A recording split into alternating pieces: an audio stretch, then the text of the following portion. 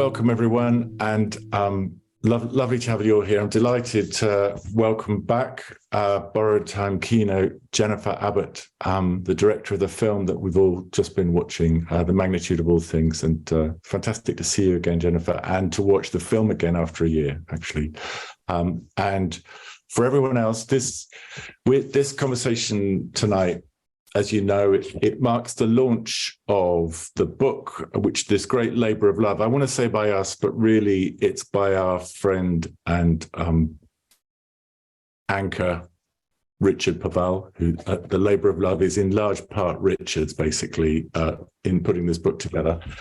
The book's a series of conversations around death and dying and mass extinction. It began with the simple premise: what would happen if the conversations around ecological grief a lot of us seem to be having happened around a table with people who were familiar with everyday experiences of death and dying. And that was how any of you who have watched the film now will see why we were delighted to connect with Jennifer, but also we were equally delighted to connect with Caroline, who was actually our last guest last year on Remembrance Day for Lost Species, when my friend Zoe Young, who I think I saw in the room there, Falmouth University's pagan chaplain and a Labour councillor in Falmouth.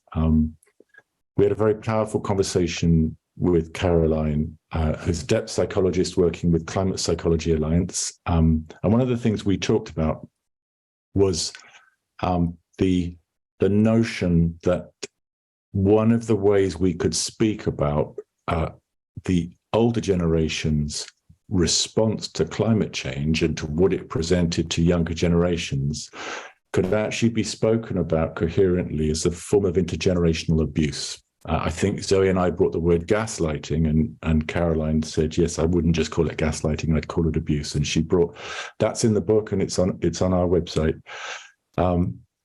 So that was going to be the meeting tonight, but then two things happened, and I'm just going to bring, if you just bear with me, it'll just take me 2 minutes, and then I'll let us go into a kind of 45-minute conversation that then we'll wrap that, and anyone else who wants to stay and decompress afterwards, I'll stay to just hold a room open for informal, unrecorded discussion. Because the question I wanted to bring, as in responding to Jennifer's film, was what does it mean to act as if this situation is real? What does that, and not as a definition, but what does it mean to us personally to live our lives as if the situation that Jennifer's film speaks to is real?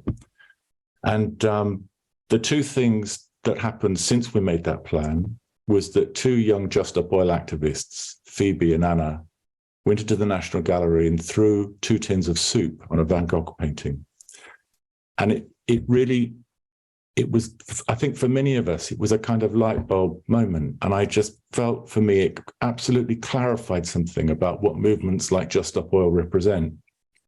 And I'd be really interested to hear you speak to this, Phil and Ethan, but to me, it's not primarily an act revolting about climate change. The thing that it's revolting against, to me, is much better defined in the film by Charlie Veron talking about exploiters as people who put themselves first, by the Labrador land protector Marjorie Flowers talking about the drastic measures that are required by this culture of radical exploitation, and the sense that we need a kind of revolution. And so it speaks to the kind of, what revolution is possible in the context of what you might call unstoppable climate change. What are we talking here? Are we just talking about manufactured denial?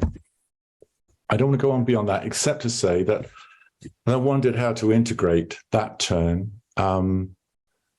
Two student activists from Falmouth and Exeter universities, who I know as colleagues and mentors for me, really, in Just Stop Oil. I find like a lot of us, we found ourselves being mentored by people a lot younger than us, many of us these days.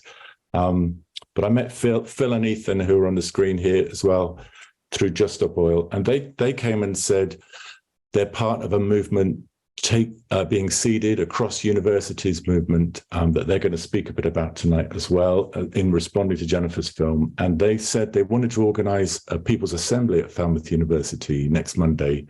And the question was, I'll let them tell you the question, but you'll see why I wrote the question down and now I can't see it.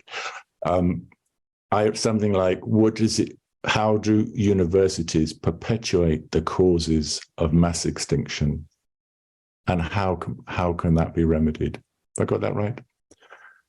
So welcome Phil and Ethan and Jennifer and Caroline. And I've created a really chaotic space there into which I am going to invite others to come and join us as we've just let it unroll a bit. But just wanted to bring you guys around a table and say, you're all people I'm delighted to have met this year. And if any of you would like to just come to that question, what does it mean to act as if this situation is real to you? And with anything else that brings up for you about responding to Jennifer's film, over to you guys. Who'd like to go first? And don't worry about like putting your hand up or anything. You just unmute and come in.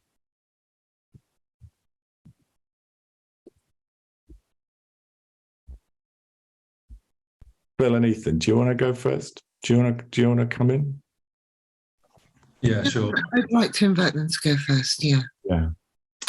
Yeah. So, it's a difficult question, but I guess if you are going to act as if the truth is real and that there is, that is the truth, and that we are facing mass extinction, then the only thing that makes sense to do is to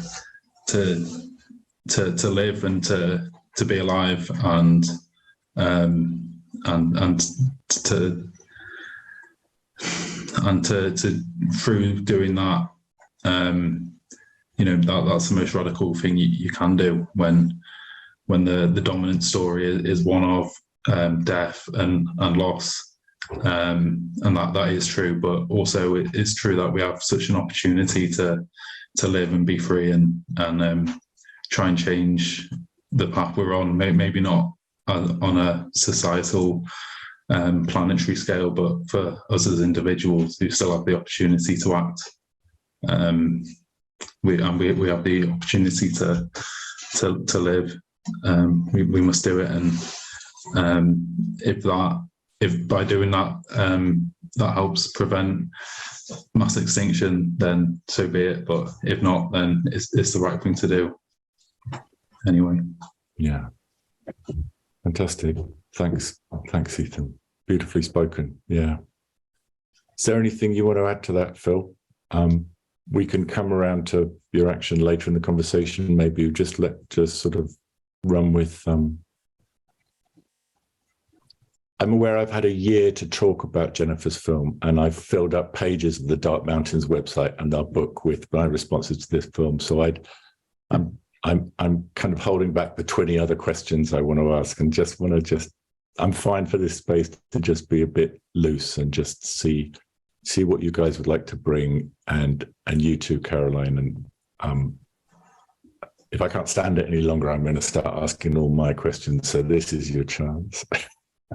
Great, thanks, Mark. I think the film really, for me, it really made everything feel really futile. Like everything that we do here in this country, in this university, it's hard to see how it's making a difference. But that's because there's people who are dying, losing their homes, being like threatened with death and actually dying for doing the things that we're trying to do. And I think addressing that's really, really important, because it makes it feel more real, and it makes it feel like, because we tell people every day, like we are living through climate collapse and the world is dying, but seeing that film and every personal story makes it feel way more real. And I think we live in a culture, you probably already know this, that is really grief phobic and afraid of talking about grief and about loss. And that's really impacted the way we're seeing the climate and ecological crises, because we don't talk about loss and we don't talk about grief. But we just watched the film in a room with other people, and everyone had tears in their eyes. And I just wanted to like cry with everyone, because it was so powerful to confront those feelings. And I think in response to the question, to act as if it's real, we have to do whatever we can, even though it's futile, even though it feels like nothing, we have to do it because we can't do anything else. And there are people who are doing way, way more and sacrificing a lot more than we are, but we have to do whatever we can in whatever situation we are in. So Yeah, thank you for the film, Jennifer. It was really, really powerful. But yeah, we'll come back to what we've got planned later if anyone else wants to speak now. That Well, that sounds I have a few things to say. great. Or sorry, was somebody else going to go? No, you go, Jennifer. Okay, I'll go. Okay. Yeah, thank you so much for your comments there. And I mean, I hope you didn't walk away solely with the idea that it's futile, because as you pointed out, we are grief phobic culture. And that was, one of my primary motivations to making the film, was to look towards our deepest fears and sorrow, so that viewers, and I really recognize people are on different places on the trajectory of facing the climate catastrophe, and people in this room are obviously well down that road already. Others are just like looking away. And so I was really trying to, for diverse viewers, give people, especially those that have been looking away, the courage to look towards, which I really believe is one of the primary reasons that we haven't made actually authentic headway on the climate crisis. But that's not entirely true either. And I think that's something that we really need to point out as well. It was only, less than a decade ago that all the predictions were going 4 to 5 degrees Celsius warming, and now we're down to 2 to 3. That's a significant change, and that we're not here to talk about why that's the case, except for, I would say, one of the factors is this global awakening, right? That everyone here is a part of. And one of the factors is also this extraordinary movement of people who are collectivizing action. And that's the other thing I really think is important as we speak together, that, we've been conned into thinking we can address this as individuals, and that's neoliberalism at play, and those are my other films. We need to collectivize action. That's where we have power, and I'm actually feeling more hopeful than I usually am. And I know if you've just seen the film, you understand that my understanding of hope is nuanced, and I recognize hope can be a form of denial, and that's not the kind of hope I'm referring to here, but I'm referring to a more of an understanding of hope as action. So I'll leave it there. I'd love to just pick up that hope, that idea of hope, because it came up so powerfully in the room for me, and maybe throw it back for whoever wants it, because obviously when we talk about hope, we also quite often talk about despair in the same breath. And often despair is the thing we're trying to avoid or get away from. And one of the things that's begun to strike me about that is we quite kind of, despair of what? And I feel like there are many things of which I despair completely without apology. I absolutely despair of the current British government to take climate change or ecological collapse seriously. To be honest, I despair of the first past the post political system that we have to deliver any meaningful change. I don't apologize for those, and it doesn't make me a despairing person. There are many things that give me huge hope. I'm not, I love the fact that you let hope stay a bit complicated in the film. Roger kind of just complicating it and saying, well, whatever, the jury's out, as he puts it. How about the rest of you with that? Where does it, Phil, you mentioned futility. Did you use that word? It's a word I tend to use, but how do the sense around this of hope and despair, where does that go for you? I think hope isn't something that I really think about, because I just tend to do it anyway. And I think if we dwell too much on, it's like you said in the film, you often think of hope with the future, like hope for what is to come. But I think reframing that like you did in the film and having hope as what you're doing right now means that if you act anyway and you try your best anyway, that is hope, because you're doing it. And it's that funneling of every emotion into action that will make change, rather than just projecting forward to the future. So I think if we do reframe hope in a way that doesn't incorporate despair, then we'll be able to take more productive action and be able to, I wanted to say stay hopeful there, but it's like hope is a different thing. Maybe we should invent a new word for it because, like you say, it's complicated, but yeah. Caroline, that sounds like a wonderful opener for you there. Give us a new word for hope. I think I need to talk. I thank you for the film, and thank you for this space, and thank you for the action you're taking with Just Stop Oil, and the poetic and the meaning that's captured in a lot of that, the symbolism. I'm going to start with a quote by Donna Haraway. She says, "Our task now is to learn to live and die well with each other."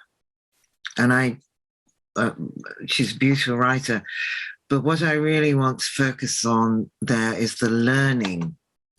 You see, I think I now unashamedly say, we actually don't have a clue about climate grief and climate anxiety and climate distress. And anyone who tells you they know what it is, really, you shouldn't listen to them. But we do have to have the humility and the hubris to be learning about it, because we're living in it as it unfolds, and we're part of it. And I hope I'm making sense. Yeah. I've started to feel really strongly that if we try to frame any of this, and the ripping noise that you can hear in the background, if you can hear it, is my 1-year-old puppy who's decided to rip up the carpet in the middle of this conversation. So something is being reenacted here as we speak, and I've just given in and I'm letting him do it. It's an act of creative destruction from Wilfred.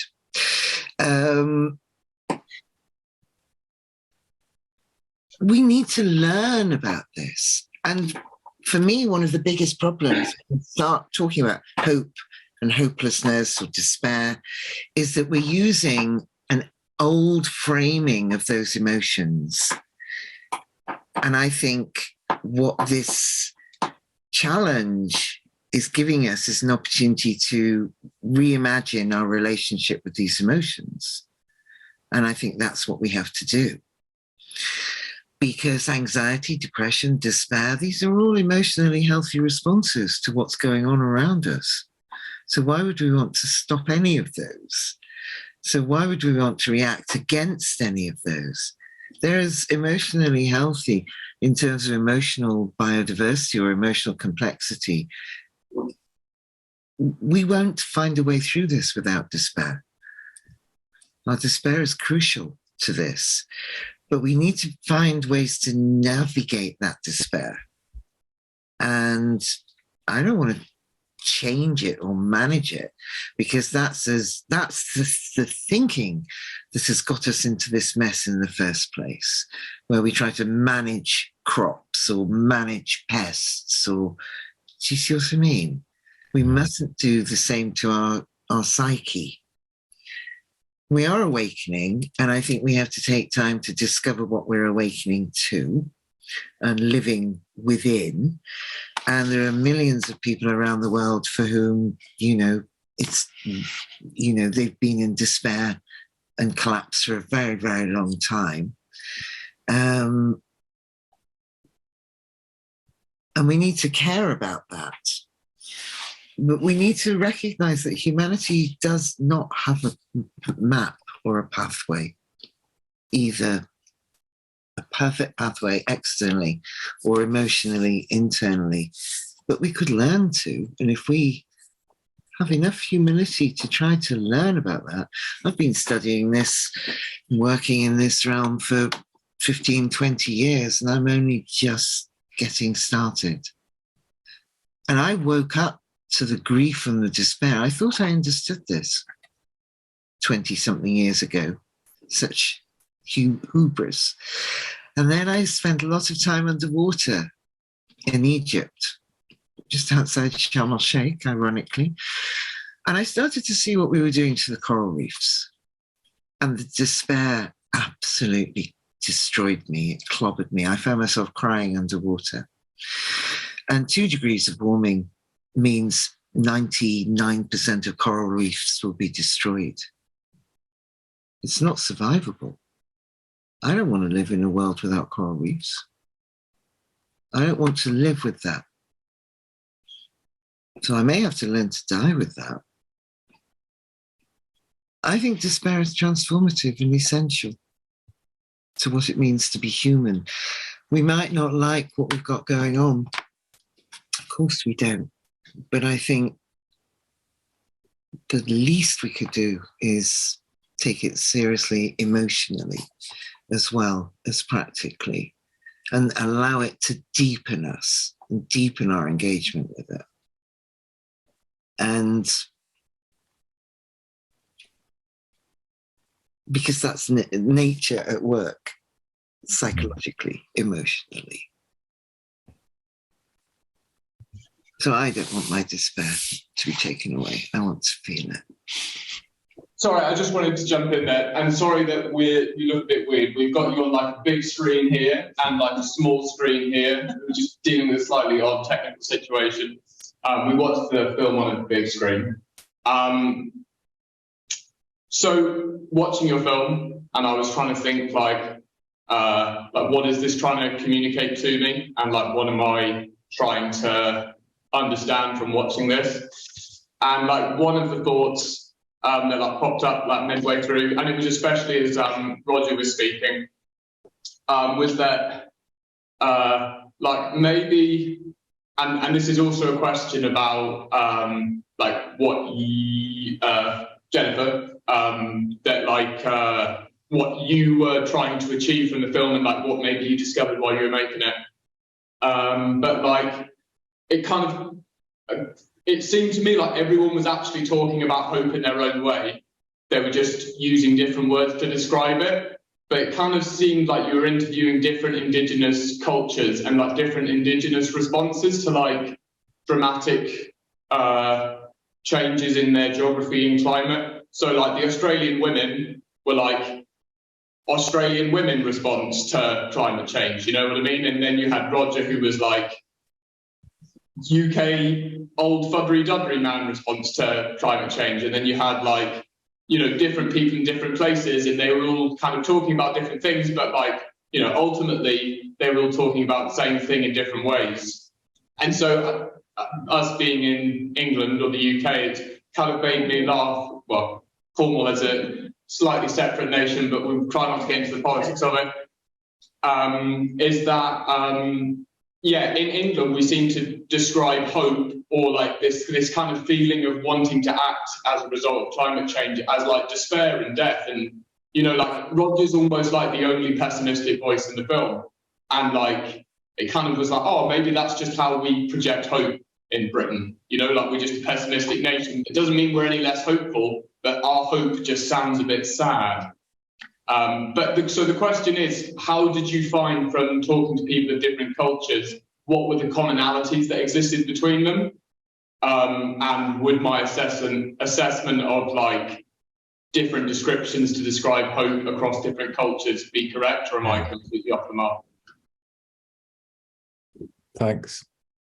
Yeah, thank you so much for your comments. And also, Caroline, I really agreed with everything you were saying. It was really beautifully expressed as well. And I love Donna Haraway. We could talk about her for a long time.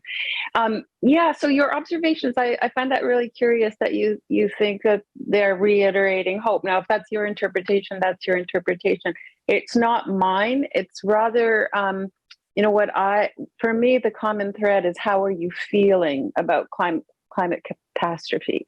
And so I was traveling, you know, to 10 climate front lines and asking people experiencing different forms of extreme climate events or climate warming or whatever it may be, like how they're feeling about it. And people are very unused to being asked that question.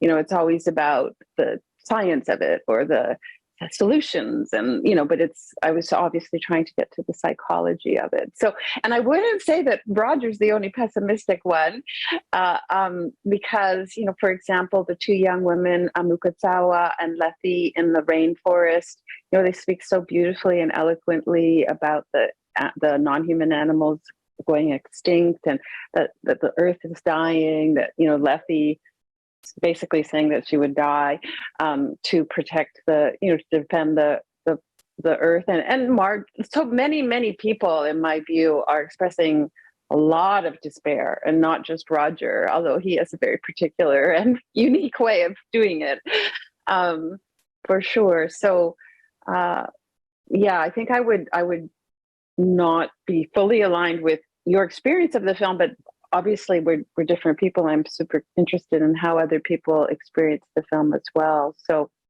but what did I answer your question from my point of view? I think we had two, right? You had. Yeah, it wasn't very clear, but broadly, yes. It was. Yeah. I guess, yeah. To clarify, would be what was the commonality across cultures that you found? Right, the commonality. Yeah, and. Well, I wanted, actually, this references what Caroline was saying too, and I think that's really important, because this is the end of the world as we know it, right? It's not the end of the world, it's the end of the world as we know it. That's very different. And so I think we need to also understand that in most Indigenous cultures also have already experienced the world as they knew it coming to an end. And so we have so much to learn from people who have already gone through something. Not exactly the same, obviously, but there's some parallels. And so, for example, the Sapara in what is now called Ecuador would be an example of that, or Auntie Pat and Uncle Kevin in New South Wales. They're the ones protesting the clear-cut mining, and so they would be their traditional Wanarua. These are people that have already had a culture that has been decimated, and the world that they knew completely destroyed. So I think the difference from my point of view is that those Indigenous cultures have a very long history, depending on what part of the world we're talking about and when colonization happened, that like say Greta in Sweden or Roger or the Australian women don't necessarily share. So I think that for me is the difference. But is there one common? I'm not so sure I can identify something that's common to every participant in the film, other than my admiration for them and the way, just how much I learned from everybody, and how it's interesting, because when you're in those places where there's just so much at stake, one might think that you're going to encounter all of this despair. And yes, you do, of course, but you also encounter, like in the Sapara, I have never been in a place where I've heard more laughter in my life as in the rainforest with the Sapara. So you have this joyful expression of life. All these places that I visited, I mean, there's some exceptions for sure. While at the same time, people are really going deep into despair and deep into anger and rage in some instances, and all of these other difficult emotions, and they're both sort of coexisting. And perhaps it's the joyful ones and the cultures and the people who can still celebrate life and celebrate what's left. That I mean, Mike's, I guess maybe that's where I observe they find the resilience, which is sort of obvious, but that's where the reserves of strength, I think, are stored, that people draw on in these times. Yeah. Thanks for the question. And Carolyn, can I just add something? I really love your answer, Jennifer. The commonality I found in there was that these are all people who care. And, this is the price we pay for caring, is the despair, and the grief and the pain and the loss. But that care, the other side of that is the joy. And you learn to live and love through that experience of care. And we wouldn't want a world that doesn't care. Sally Weintraub talks about the culture of uncare beautifully. And I think that's, partly what you're talking about here, is people who haven't given in to that culture of uncare. They're alive to caring. Yeah. And it's enormously powerful. Right. Yeah, absolutely. I'll just add one. It's a visual reference that helps me sometimes with my, my deep grief, is to know, and I know you've probably all heard this before, but that like my grief is so deep because my love is so deep, and the sort of, my heart has been broken so many times. The image I have of it is of this organ that's got so much scar tissue. It's like, it's had to be put together, back together again so many times. But it's now so huge, it's so big because of all this scar tissue, right? And just that image really helps me cope sometimes with just how deeply and how deep my grief is. But really, lately my ideas about humanity have shifted a little bit. I think I used to, and I'm sure they'll shift again, and perhaps it even depends on the day or the hour, but I think I used to hold humanity somewhat to higher regard. and I'm a little maybe it's because I follow US politics absolutely obsessively, and the midterms are coming up, and we're their northern neighbor and a lot smaller and have way fewer guns than they do. Feeling a little bit like, oh my God, what's on the horizon there? But I now kind of feel that maybe people have different capacity. I don't know if it's nature or nurture, and you might have something to say about this, Carolyn, given your training. But like, I really believe now that people experience the world just so differently, and that those that are in feeling such deep despair now have this capacity for love. And obviously this is a huge generalization, that like, I don't want to say our love is greater than the people who are not caring, but I don't want to say it like that, but rather that my observation is some people have a much deeper love for life, for the more than human, for the trees, for, and others don't. And I don't know how to explain it, but then I see a correlation there with how deeply you love and how deeply you grieve, and that humans are very, very different, and obviously there's many reasons why they're so different, but I've encountered a lot of humans that seem to really just be able to push it all away, and I'm quite perplexed by it and trying to figure out why that's the case. Sorry, that was a bit of a ramble, but I think hopefully you got the gist of what I was trying to say.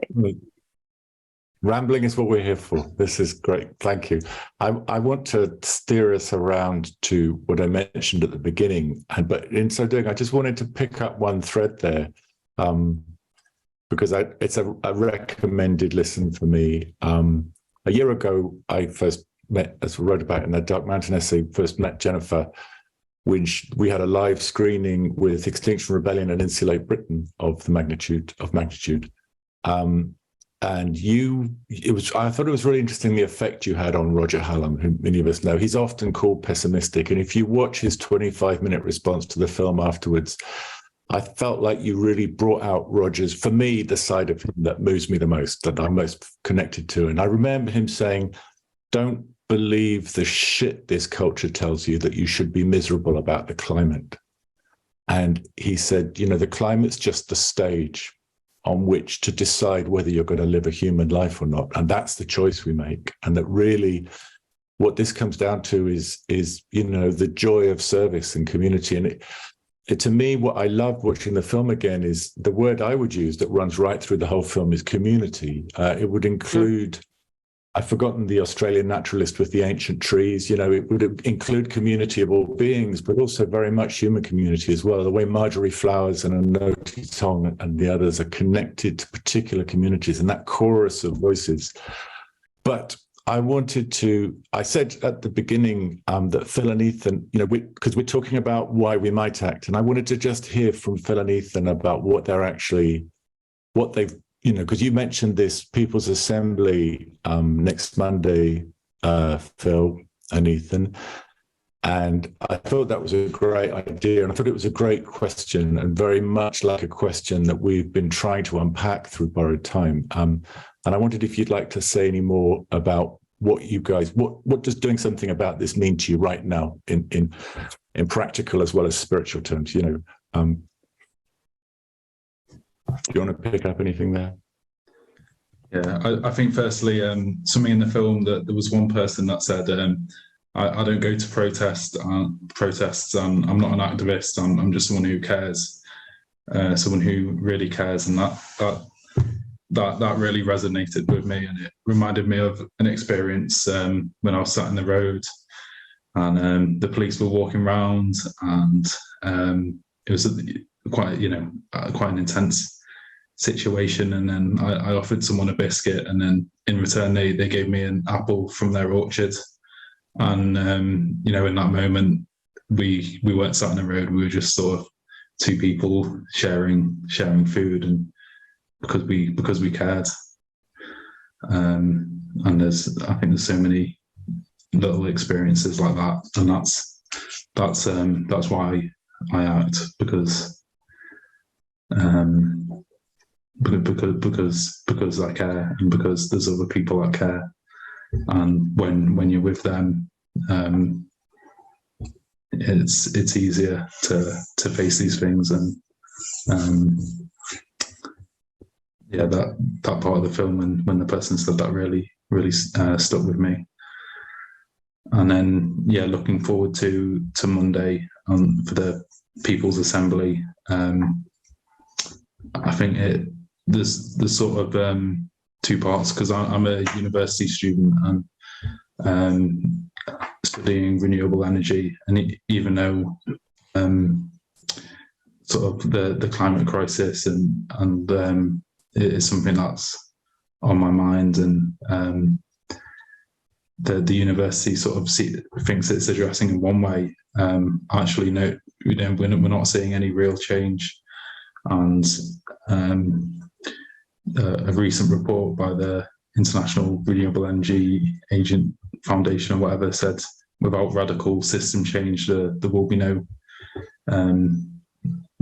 solutions. And it's like, where there's this cognitive dissonance. And so I thought, wouldn't it be great for people to have the opportunity to discuss those ideas? Anything else you'd like to? I guess I think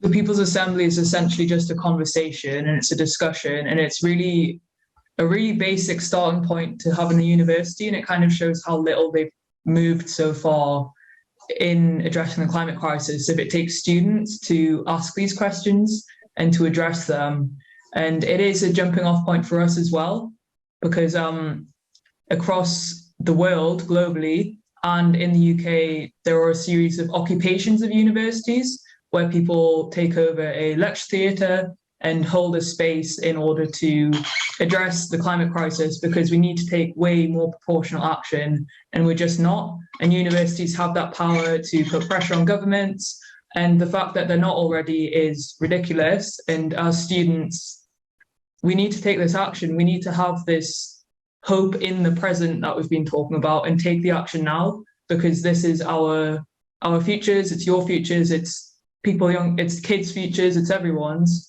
And if universities are selling themselves as these places of like where people come to become adults or whatever, then they need to be addressing the climate crisis in that aspect as well. So from next week, there are 5 universities in the UK who are going to be occupying and making demands of the universities, who will then hopefully put pressure on the government. And then globally, there's about 20, I think. So it's that's the action that universities are taking, university students. And so the question is, I'll just get it up so I can get it exactly. It's, how does the university system perpetuate the causes of mass extinction, and what can we do to remedy this? So the question as a whole is based around like the system of universities, but I hope that the answers will be more targeted to our universities. So if anyone is a student or connected to that, then please like ask that question of your fellow students and staff, because it's really just the start, looking at the system itself. It's not even like solutions from them. It's how they can act within society and as these big players. But yeah, if anyone has any questions about the national and international occupations, then please ask. Anything else? I'm really glad we brought that into the room as a kind of immediate and practical thing. And I'm aware I said we were going to record a 45-minute session so that Jennifer and Caroline and anyone else who'd like to could just stay with us for that time and then peel away. But I just wanted to bring into the room one other guest, which is the spirit, because he's not alive anymore, of the great American educator and environmentalist David Orr, who was actually a big influence on us in this conference. In our last session, Hope in a Hard Time, took his understanding of hope so close to what Jennifer said. Really, it's nothing to do with optimism. It's having the privilege to know what the right thing to do is and being able to do it. That was how he defined hope. And he wrote a book of essays in 1994. I'm guessing it was before you guys were born. I don't know. And he said we should stop calling this an ecological crisis. Because we know we don't need any more research in ecology to know that killing things is going to end badly. David Orr, O-R-R. And his thesis throughout all of his essays was that the higher education system was not only not solving the climate crisis, it was essentially a major driver of it. And that, the ecological, the mass extinction is unfolding, the growth economy behind it is unfolding, largely through the proliferation of degrees and PhDs. It's the people making a lot of money and engineering the larger systems, processing nature into culture, are the products of an education system. And he was for redefining an education system centered on love. He called it biophilia, love of life. So I'd love to bring him to that People's Assembly if dead people are allowed, dead white males. But we've got to 45 minutes. I think we started a little bit late, so we're just kind of coming to the last kind of minute or two. And I've brought someone into the room who really inspires me, David Orr. I'm glad he came back in here because he was there right from the start with Borrowed Time. Is there anything or anyone else that you'd like to say or mention in that spirit as we wrap up? Jennifer and Caroline, particularly, and then anyone who'd like to go can go. And there's a lot compressed into this 45 minutes. So I thought for anyone who'd like to, I'll just stay here and last person can turn out the lights, kind of thing. We certainly already had Donna Horaway in the space, and I think we should mark that. And I'm talking to an echo, so it's a bit hard. So I just thought I'd say that. We're also sadly going to get kicked out of this room in 10 minutes. So I think we need to finish in 5 so we can very quickly clear the space. But I'm going to be very quick, which is unusual for me. I'm going to bring the children from the Maldives into the room and their words when they said that they saw online that people in Iceland had a funeral for a glacier and they want to know who's going to have a funeral for them when they go underwater. And another child in the Maldives said, climate change is like Thanos in the Avengers Endgame, whose ideology is to kill off half of life in the universe so the other half can thrive. He said, but we're the half being killed off. So just to bring that awareness of those children living with that dying. Thank you, Caroline. Yeah. I actually thought it was E.O. Wilson that coined the term biophilia, but maybe David Orr did too. I didn't. Sorry, David Orr didn't coin the term. You're right. Oh, okay. Sorry. Yeah, you're right. E.O. I didn't mean to coin the it's term. okay. Because actually, I thought, E.O. Wilson is another great person to bring into the space. But I think, in the core, or obviously Donna Haraway's work is quite complex, but one of the central themes of her work is decentering the human. And in terms of the question that's being asked related to, why post-secondary education and its relationship to mass extinction, seems to me that decentering the human in every realm is core to challenging the ecocidal systems that we have that are currently putting us in this completely vertiginous fate, standing on the edge of this cliff. So decentering the human, and I think as a storyteller as well, that's like my as a storyteller who really is motivated by trying to have the kinds of stories I tell challenge the status quo and decenter the human.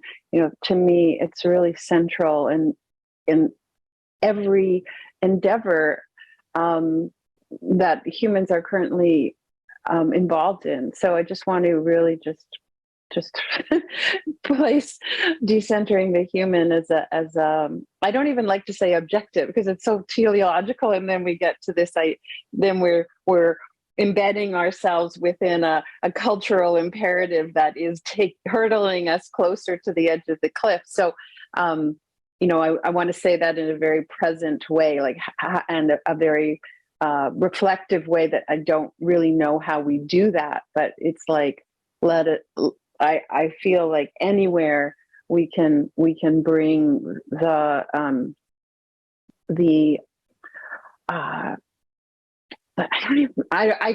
at a loss for words, but decentering the human is really what I want to bring into the room. And how do we do that in every realm that we possibly can? Can I just bring in the word respect? Absolutely. I really feel that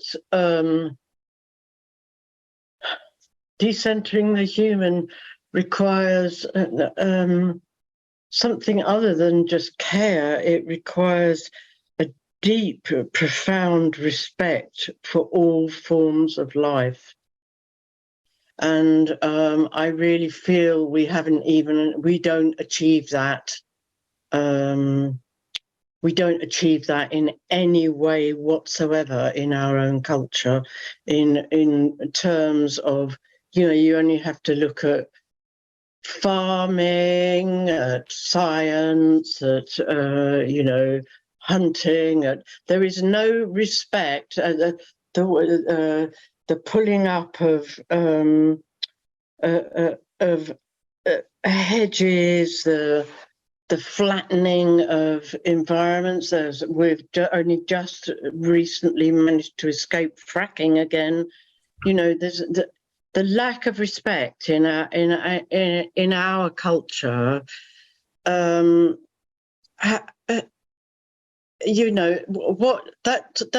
for me what a common theme that came up in your film, Jennifer, was that the people that it wasn't just love and care, it was a profound respect, and it decentralized, and community as well. I was going to say community, but that decentralizes this emphasis all the time on that we have on me. Thank you, sir. Yeah.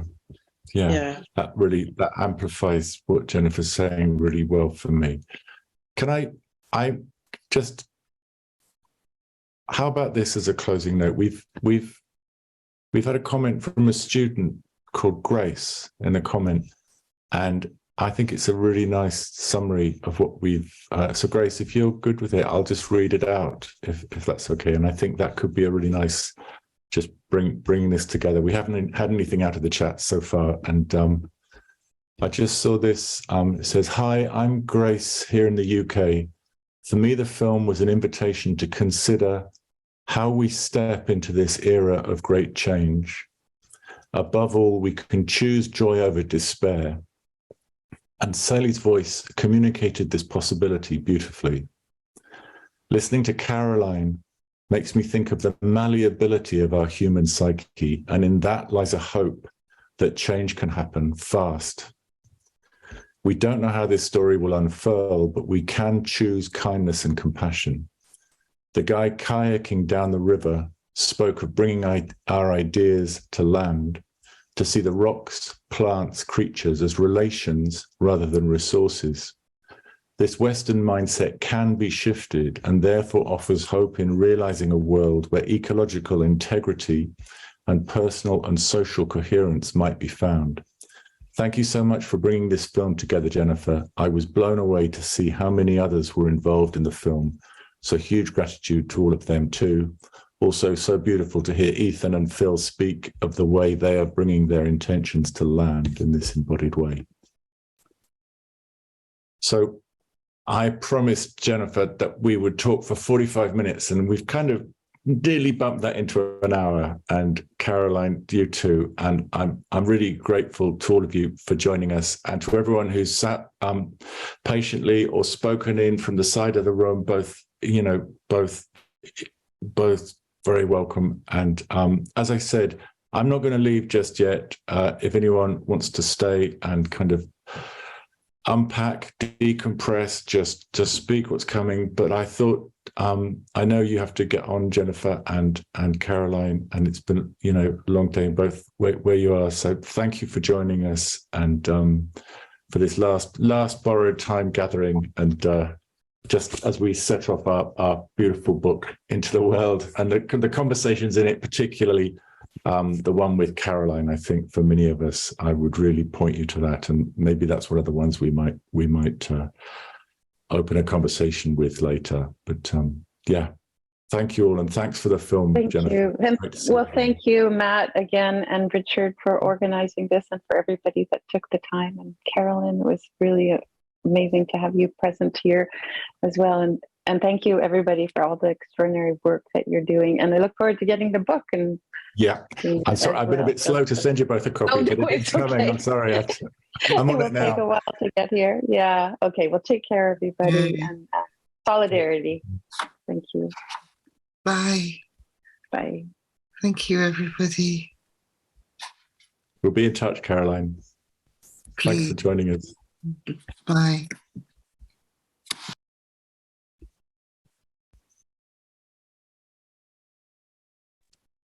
Does anyone just... Can I say something? Hey, Sarah, good to see you. Of course you can. Yeah. I just want to say hello to Sally, because Sally used to live in my house, and I haven't seen her for about 20 years. Hello, Sally. I like what you said. The refrain in my mind that goes round, which relates to your saying about respect, is I sometimes think we'll never get through this. This is inviting us to really understand and live it, that everything that lives is holy. It's kind of like, and then everything is sacred and that lives. And what does that mean? Well, it means a completely different relationship with everything that lives. That we've got to get there, I think.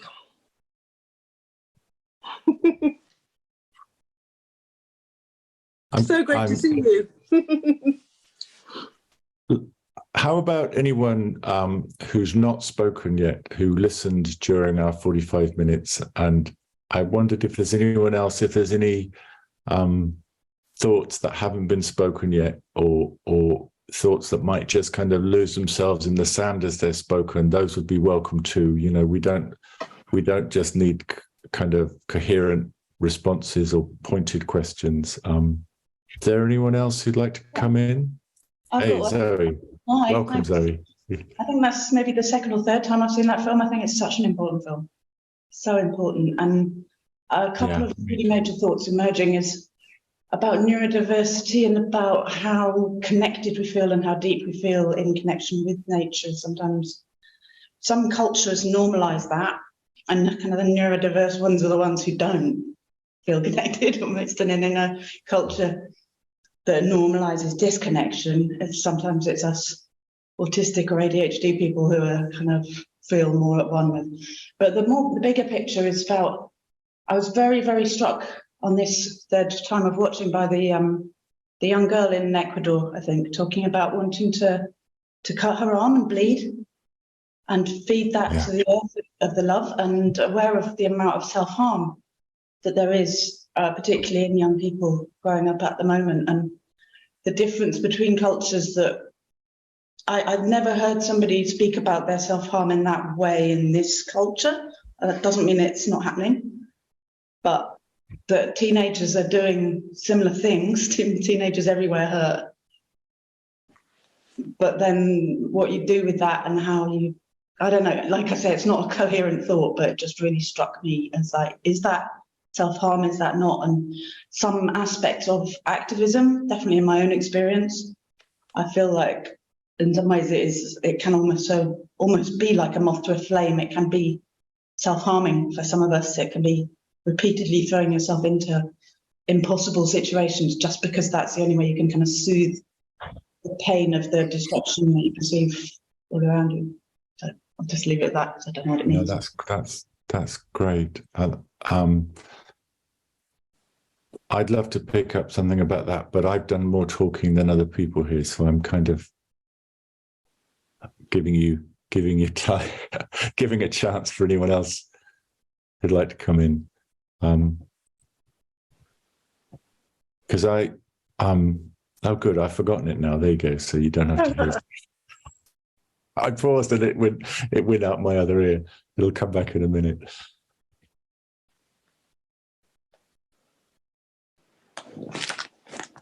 Oh.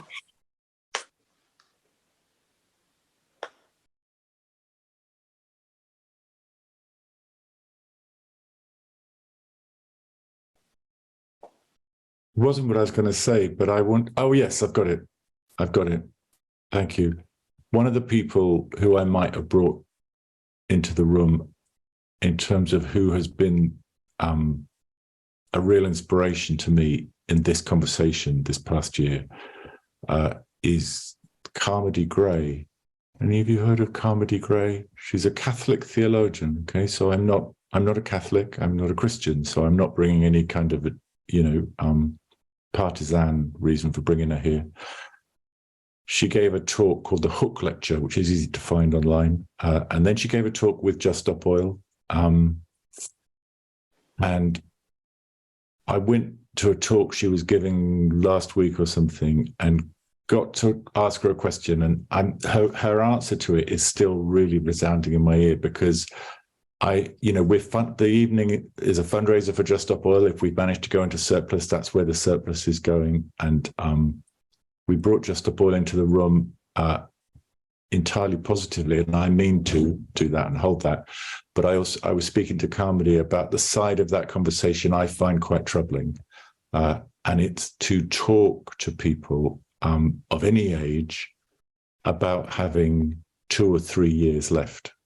But especially, I think, people in the first, whatever you call it, first third of life, first half of life, people who are 20, people who are 18, people who are 15. Because I think what it codes into our bodies is it's already too late then. If you look around, if you go and stand in, I was in Battersea Battersea Power Station. That was a good Freudian slip. Battersea Shopping Mall, the new, this isn't going to, if you start talking about everything needs to change in 2 years, and she was great on that. And this to me was really relevant to the film. She said, it's, you know, she said, yesterday's always better, but it's never too late to actually just step into your humanity, to step into your life, you know, and that in that sense, what we're talking about with these civil resistance movements are not simply despair-based movements, but sort of joy reclaiming movements, humanity congruence reclaiming movements. And my experience of it has been, I've seen lots of people hurt, seen lots of people wrung out and exhausted, but I've also seen lots of people who, and I'd count myself as one of them, I'd say it's been a very good mental health treatment to get involved in these movements. They're profoundly heartening. The company you find, I loved, Ethan, your story about the biscuit and the apple on the road, and that says it all for me. That's my experience too. Mine was on Marsham Street with a young climate scientist, and we shared stories about where we first found our love of nature, you know, she was glued on in the rain. So I think everyone who's taken part in those actions has versions of that apple and biscuit story. And I think that's what gets missed. It gets missed with all the talk about sort of despair and 3 years. It's like it's offering a better place to stand, is my way of saying it. And there's that sort of lovely phrase, I'll shut up in a sec, sorry, but there's a lovely phrase from a clinical psychologist called Sana Ashan, who said, you know, if a plant's wilting in a pot, we don't diagnose it with wilting plant syndrome. You know, we look to the conditions that are causing it to wilt and ask how we can change them. And I think paying attention to what are the, you know, supposing we can't stop the Arctic melting, well, what can we change? Because there are some conditions we can change. And that's what inspires me about the movements that you're part of. Yeah, I said I'd stop talking. I just stopped talking. Are we having anyone sort of chip in? Yeah, just go for it. Yeah. So I was. Say who you are, maybe, if you like. My name's Sam Sender. Hi, Sarah. And I was really struck by how deeply that film hit me emotionally, and I felt a lot of shock just at the scale of taboo in our society and in the last few years. And like, I feel like I've been really so eager to have these conversations, and I think that in a lot of mainstream society, there's just like outright people don't know how to have that conversation about climate change and about you know, we're fucked, or however you want to phrase it. And even in the activist scene, people don't really want to have that conversation either. They think it's futile. Most activists think it's futile deep down, in my experience. But you know, it's also difficult to have that conversation about, you know, yeah, that sort of what you were saying about Carpe Diem, that spirituality or faith-based action, or how we die well, or how we live with working through this grief, and what the nature of hope is. So yeah, I was kind of shocked by how hard it hit me, and that these conversations haven't really been had, and the scale of the taboo. Thanks, Sam. Is it Sam? You said Sam? Sam? That's right. Sam, yeah, that's great to hear that. And like Zoe said, I feel like it's a really important film, and I've watched it 4 times now, I think, because I watched it 3 times when I was writing about it last year, and I've got loads from it this time. Loads of the interviews in it I hadn't quite picked up on. The young women in Ecuador, you know, it was there were new voices still landing on me this time.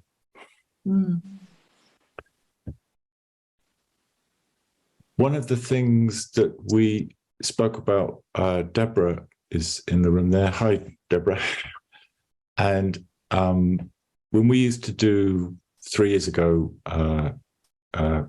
with Zoe and others, when the Extinction Rebellion was doing talks around this subject, the classic formula was called Heading for Extinction and What to Do About It.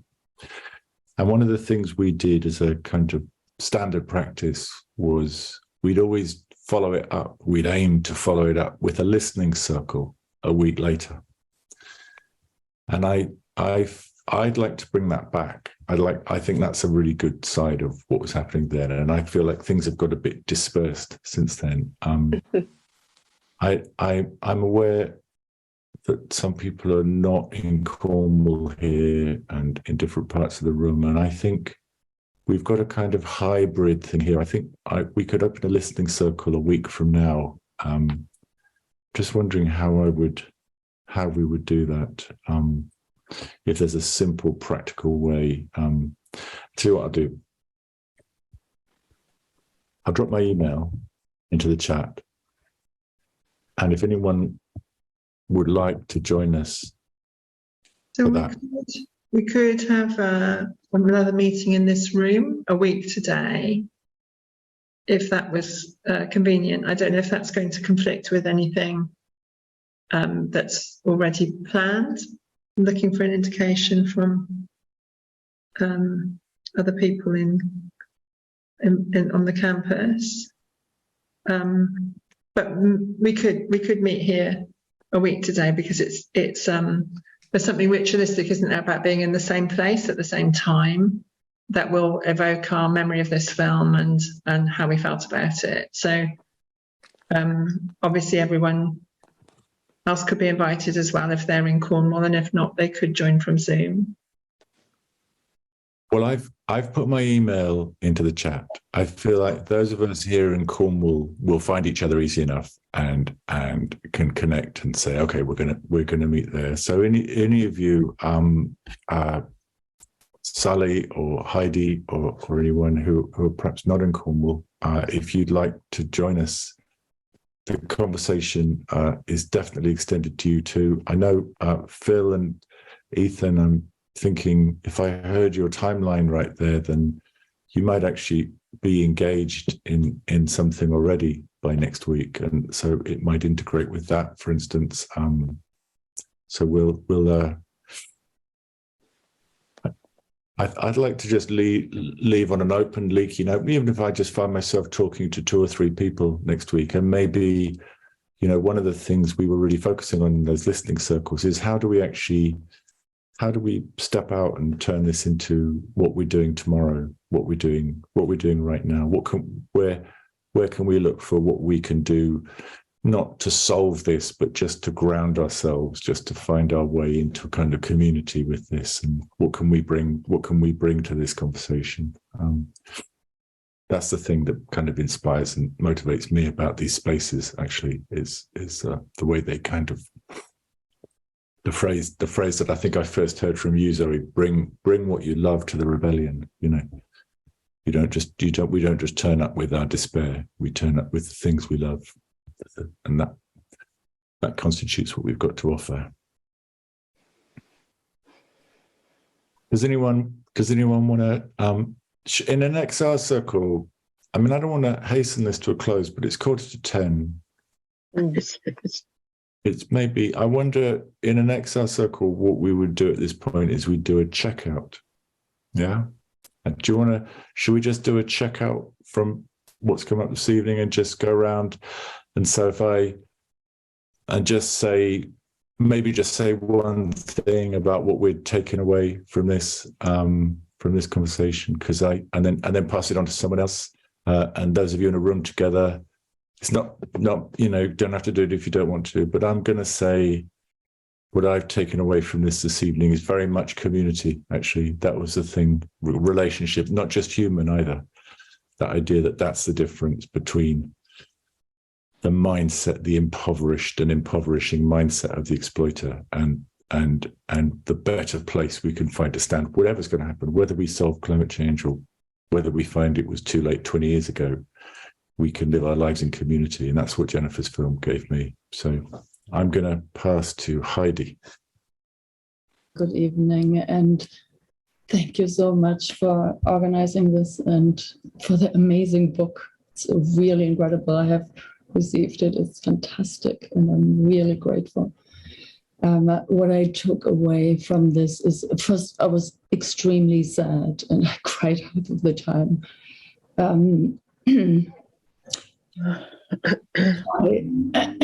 I decided to do something about it. And I have a great idea. And I hope that everybody will hear about it. I just had an idea how to build community in a way which might be different and might not feel like it's connected to climate change, but it is in a way I think will have an impact. And I will work on this from today on. Thank you, Heidi. We hope we could stay in touch. That sounds great. Do you want to pass on to anyone?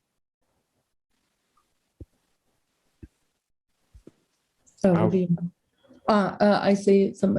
I don't know anybody, only from here. So, Sally. Me? Yeah. Company. Yeah. Company. Yeah. Company. I take away company. It's I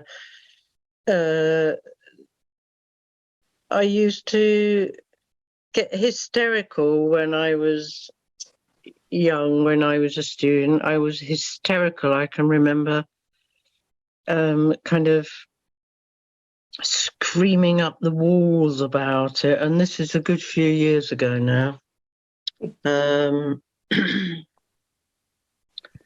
And we were talking about climate change then. And so we're talking 50 years ago. And there was a paper I used to get called Seed. I don't know whether any of you remember that.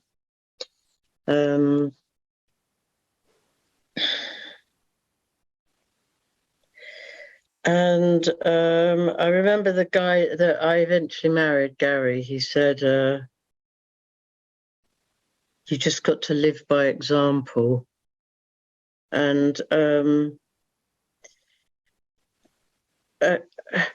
I've always wanted to be in a community, and I've never quite done it. I've always lived in shared spaces, but it's not. I've never lived in an intentional community. I've lived in cooperatives and things like that. I suppose that's the nearest I've got. But they've always been disparate somehow. The people have come together from. But I think what I take away from this gathering is a sense of company, that I'm in the company of others who respect and care for this earth and everything that lives on it. So I'm very grateful. Thank you, Sally.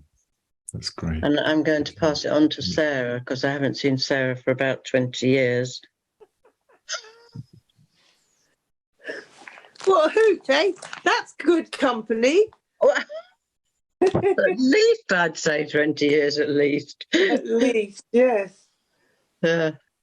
Well, our paths, you see, our paths have gone off and then they come together. Anyway, on this massive issue, I didn't watch the film yet. I'm busy on a Wednesday evening until about 8:30, so I gate crashed late. Typical. It's a very strange thing, living in the time of dying. That's the film I did watch the other day. Because living in the time of dying is strangely alive. It's incredibly alive, I find, and makes me on the edge and do stuff that feels important and stuff. Or small things are important, like looking at the house sparrows, or I don't know. I'm going to waffle on and be a nuisance. So I think I better pass it on to somebody else. I'll pass it to Deborah. But I've loved being with you all this evening, briefly. Great, you made it, Sarah. Deborah, over to you. Yeah, I just want to say a huge thanks for the invitation, thanks for the exposure to the film. Can't wait to share it with other people. can't wait to keep talking about it and integrate it into our lives. And I'm particularly motivated to link it with the Stop Ecocide International campaign, which is something that is cross-generational and relevant for armchair activists as well as people who want to sit in the road. So, yeah, so much to do and very motivating. Thank you. Thanks, Deborah. I'll pass to Zoe. Nothing to add. You're all great. Thank you. I think yeah, I just like to say how much I appreciated having these young people with us who I've got very fond of over the last few weeks or so, and love them lots, and it's been great. Thank you very much.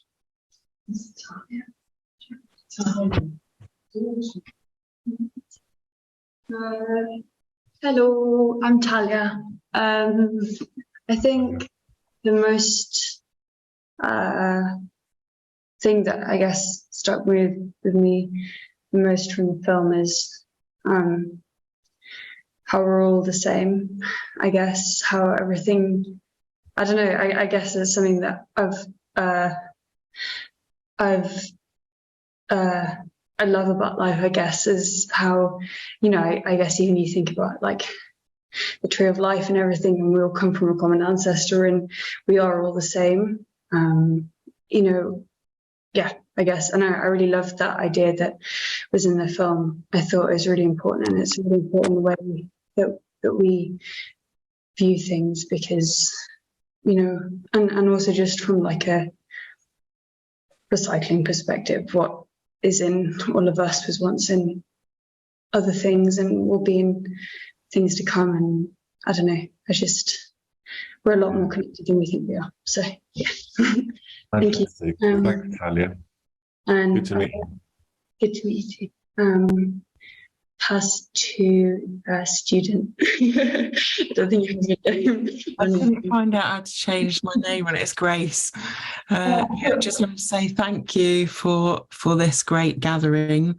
And for me, the film, well, one of the challenges that I felt lately is I've processed quite a lot of grief over the last few years, but you know, I was talking to my 11-year-old today, and it's how to be honest and truthful about the current climate with him. And the thing that came across is like, whatever the time scale, we don't know the time scale of the changes that are going to unfold. But you know, you can get a lot of joy out of one moment, and you know, that's worth kind of like gathering and keeping that flame alive for. And I just want to finish by showing you this picture of it's my cousin's little baby Zach, who was born this morning. So it's like, you know, we've got to just find a way onwards, really. And keep the joy going. So thank you. Thank you. Is it Grace? Is that, yes. Yeah. You, Grace. You wrote the comment. Thank you, Grace. Yeah. Really Thanks. Great to put a face to the comment. And I count one screen left, which is Phil, Ethan, and Sam all together on there. Do you guys want to round us off in any order? Yeah, I think my most clear impression is like, at last, I'm just really relieved to be able to have all of these conversations now, and that sort of culture has caught up, I think, in terms of climate and the sort of Western middle class experience of collapse, and how that's linked with Indigenous experiences of collapse. And yeah, how much I adore living in Falmouth and being able to have these conversations with physical humans. Sorry. Physical humans. Fantastic. Thanks, Sam. There are people who care, and that's a really beautiful thing. I'd like to end with something that Gandhi said, which was, my life is my message. And I think that's a really important thing to sort of go forward with after a discussion, and how do we embody how do we embody what we know? My life is my message. So there's an invitation, Ethan. Maybe that's our invitation next week. How do we embody what we know? And because I think you guys are stepping into that really powerfully, and everyone. I mean, I know all of you here. I know how you all are in different ways. So thanks everyone. Really, really glad that happened. Really glad we got Caroline and Jennifer back, and everyone else came and joined us. And really, this is actually our we've been doing this. This started so long ago that I didn't have grey hair. I mean, it was like, it's been, pandemic happened, went online, but we got there tonight. And this is the final thing for that. Whatever else we do next time, it's not borrowed time, it's just life. So I'm gonna formally say goodbye to borrowed time and welcome the next phase with Grace's nephew, Zach, or whatever else life brings, and see some of you next week, maybe. So thanks, everyone. Thank you. Thank you. Good night. Bye-bye. Thank you. Bye.